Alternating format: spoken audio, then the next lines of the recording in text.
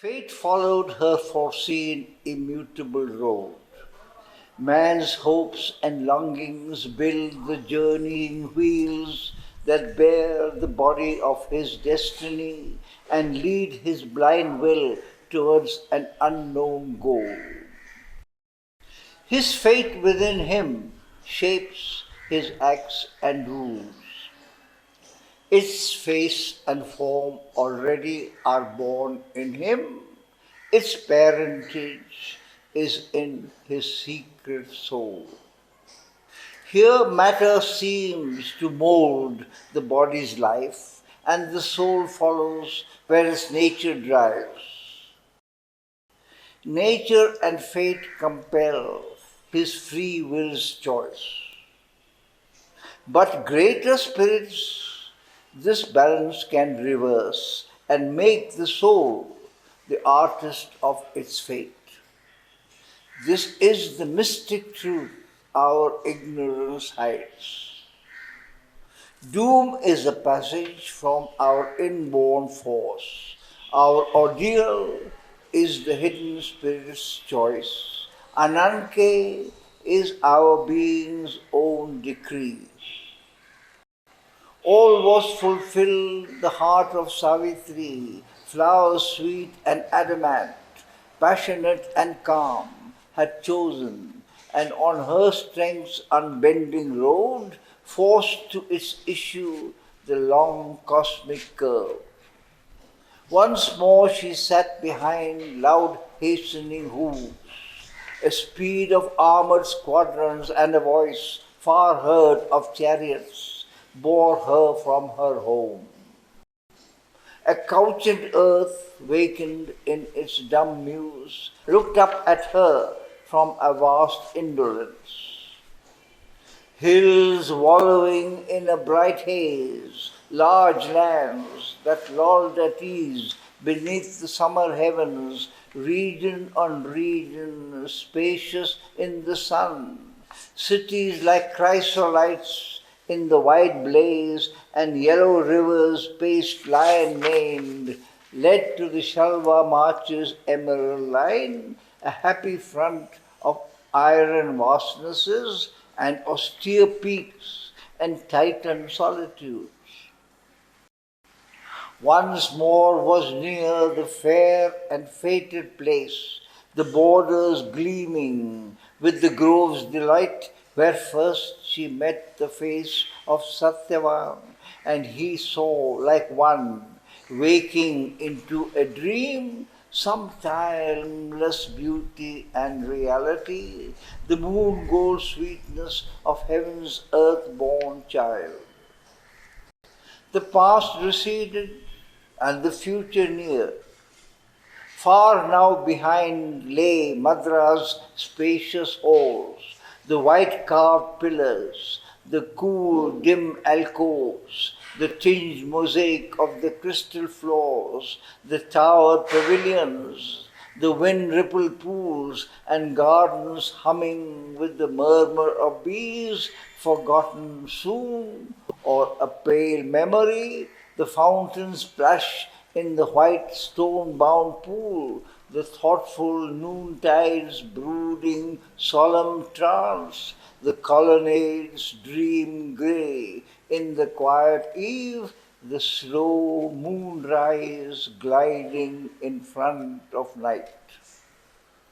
Left far behind where now the face is known, the happy silken babble on laughter's lips, and the close clinging clasp of intimate hands, and adoration's light in cherished eyes, offered to the one sovereign of their life. Nature's primeval loneliness was here.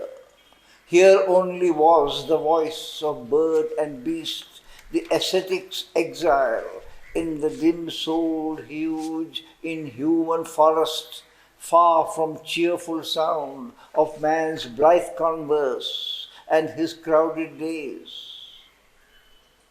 In a broad eve, with one red eye of cloud, through a narrow opening, a green-flowered cleft out of the stair of sky and soil they came into a mighty home of emerald dusk.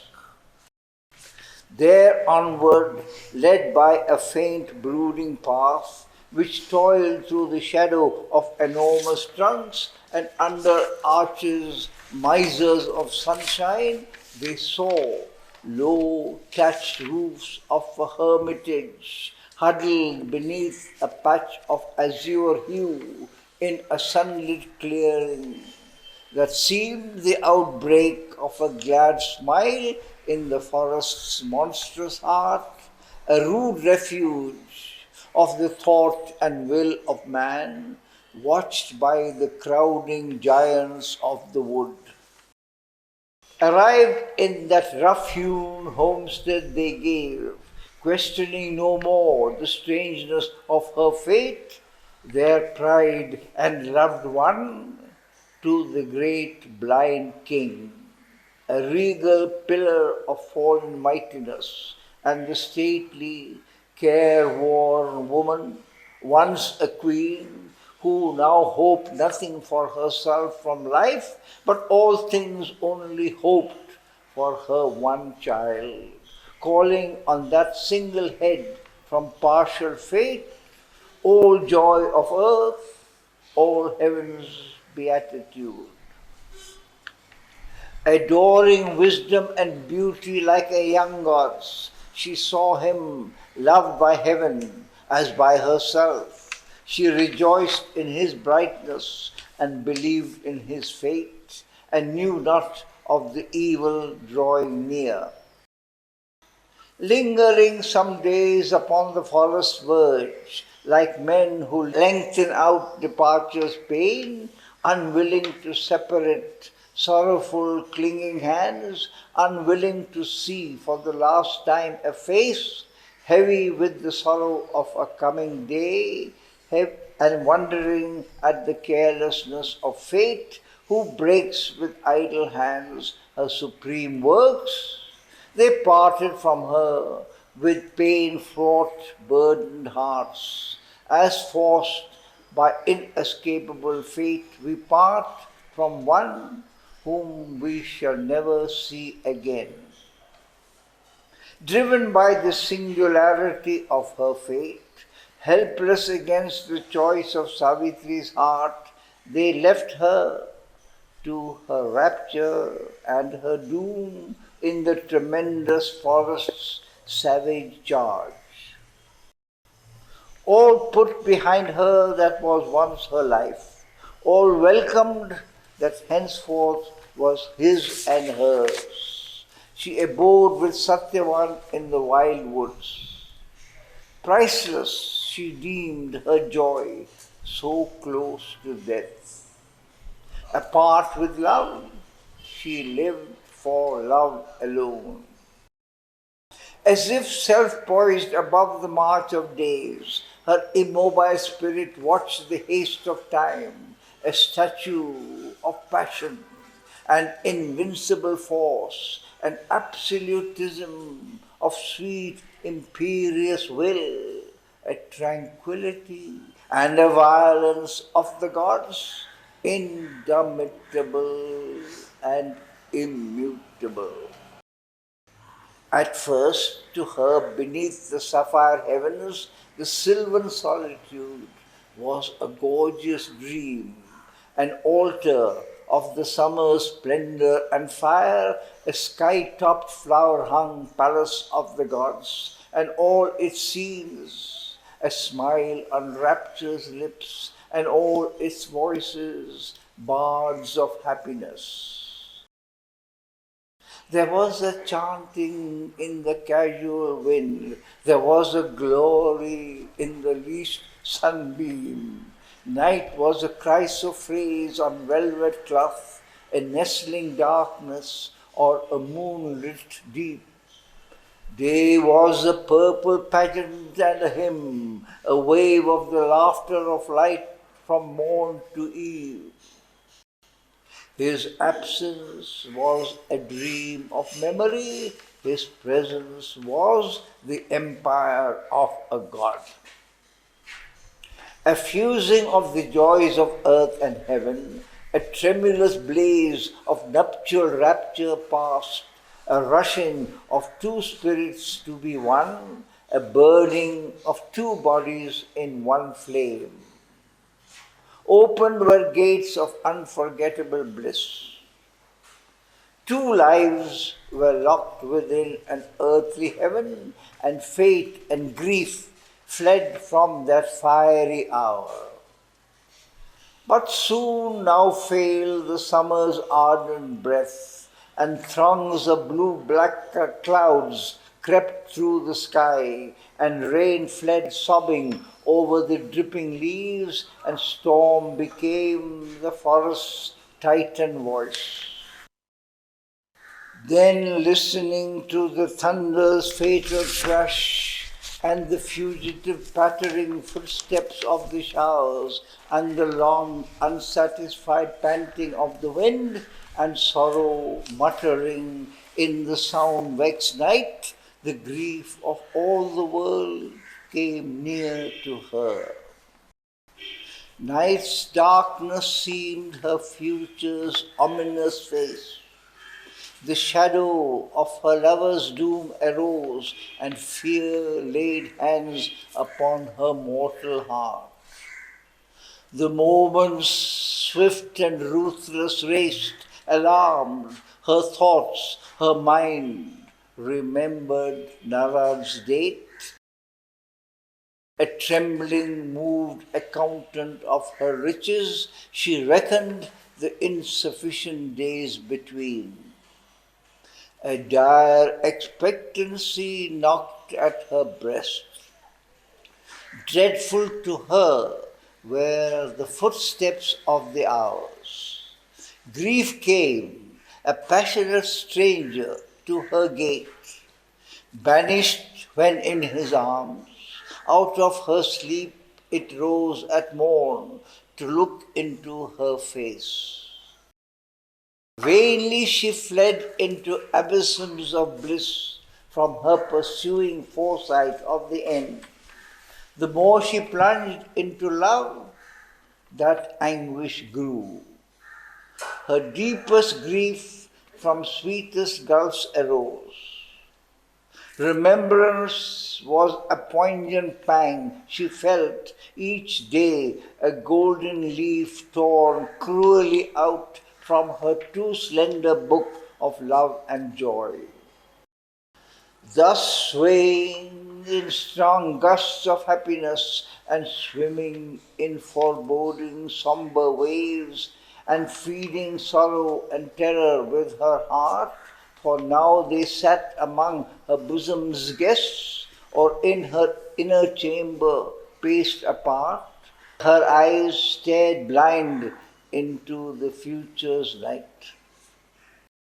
Out of her separate self she looked and saw, moving amid the unconscious faces loved, in mind a stranger, though in heart so near, the ignorant smiling world go happily by upon its way towards an unknown doom, and wondered at the careless lives of men.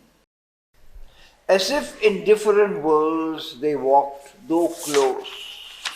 They, confident of the returning sun, they wrapped in little hourly hopes and tasks. She, in her dreadful knowledge, was alone.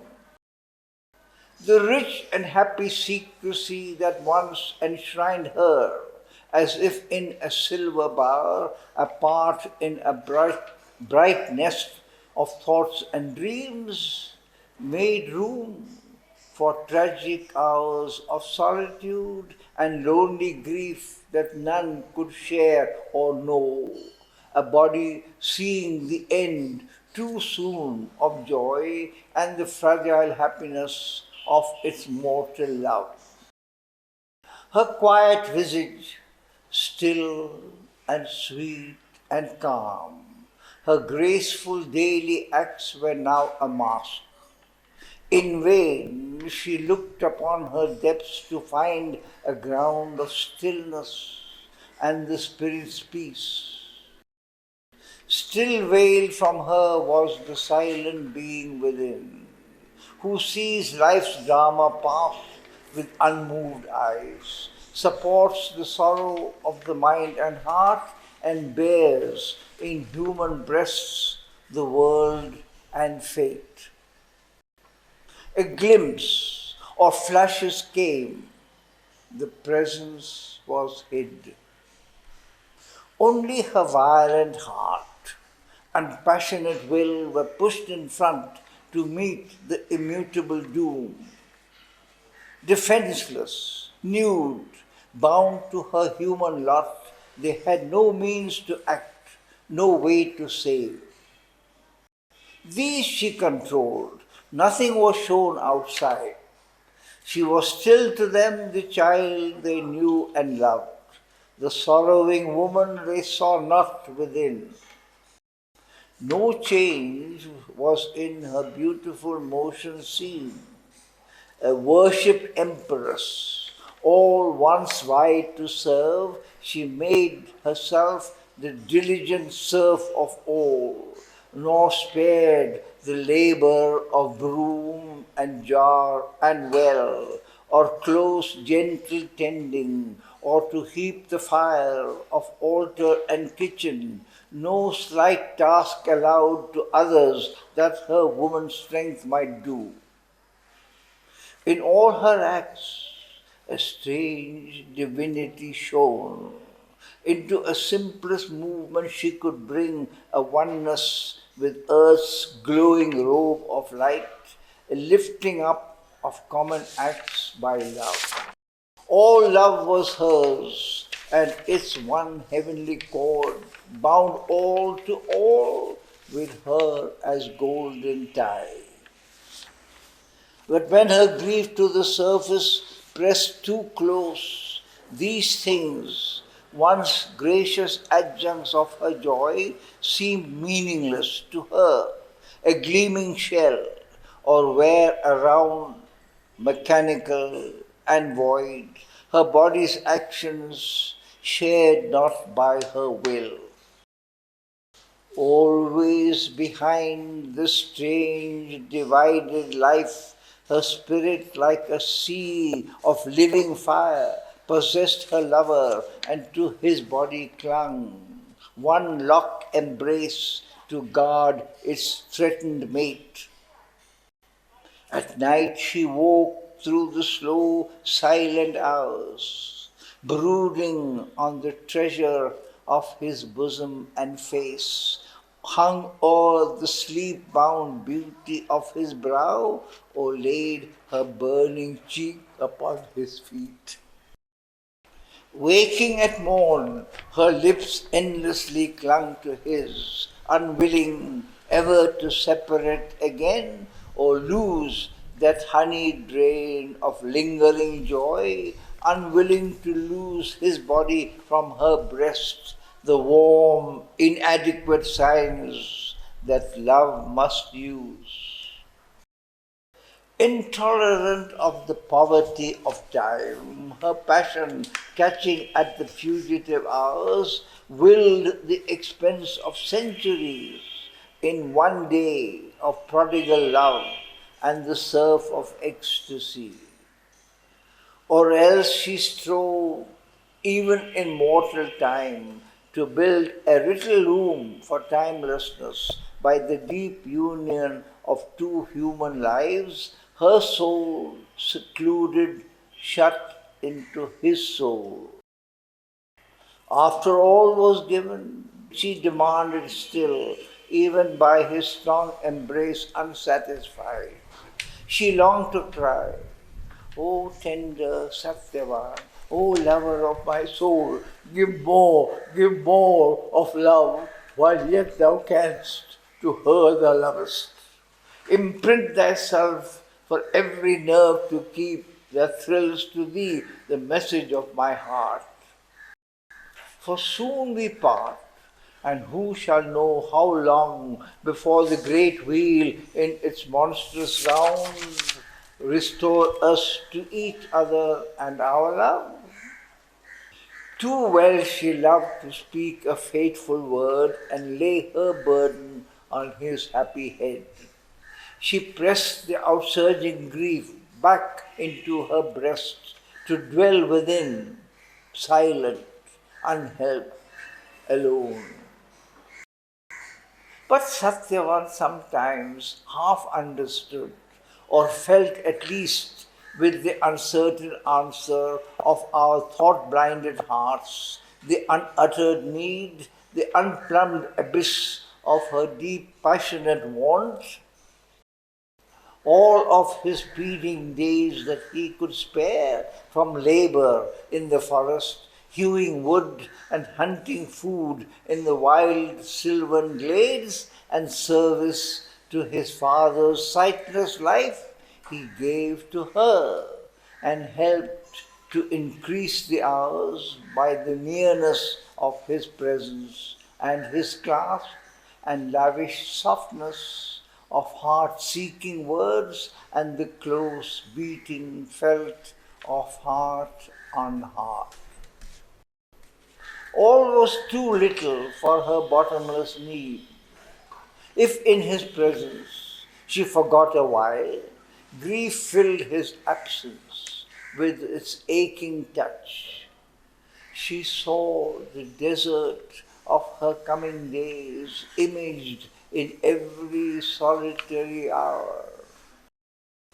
Although with a vain imaginary bliss of fiery union through death's door of escape, she dreamed of her body robed in funeral flame. She knew she must not clutch that happiness to die with him and follow, seizing his robe across our other countries, travelers glad into the sweet or terrible beyond. For those sad parents still would need her here to help the empty remnant of their day. Often it seemed to her the age's pain had pressed their quintessence into her single woe, concentrating in her a tortured world. Thus, in the silent chamber of her soul, cloistering her love to live with secret grief, she dwelt like a dumb priest with hidden gods, unappeased by the wordless offering of her days, lifting to them her sorrow like frankincense, her life the altar, herself the sacrifice. Yet ever they grew into each other more, until it seemed no power could rend apart, since even the body's walls could not divide. For when he wandered in the forest, oft her conscious spirit walked with him and knew his actions, as if in herself he moved. He, less aware, thrilled with her from afar. Always the stature of her passion grew. Grief, fear became the food of mighty love. Increased by its torment, it filled the whole world. It was all her life, became her whole earth and heaven. Although life-born, an infant of the hours, immortal it walked, unslayable as the gods. Her spirit stretched measureless in strength divine, and anvil for the blows of fate and time. Or tired of sorrow's passionate luxury, grief's self became calm, dull-eyed, resolute, awaiting some issue of its fiery struggle, some deed in which it might forever cease, victorious over itself and death and tears. The year now paused upon the brink of change. No more the storm sailed with stupendous wings, and thunder strode in wrath across the world, but still was heard a muttering in the sky, and rain dripped wearily through the mournful air, and grey, slow drifting clouds shut in the earth. So her grief's heavy sky shut in her heart. A still self hid behind but gave no light. No voice came down from the forgotten heights. Only in the privacy of its brooding pain, her human heart spoke to the body's fate.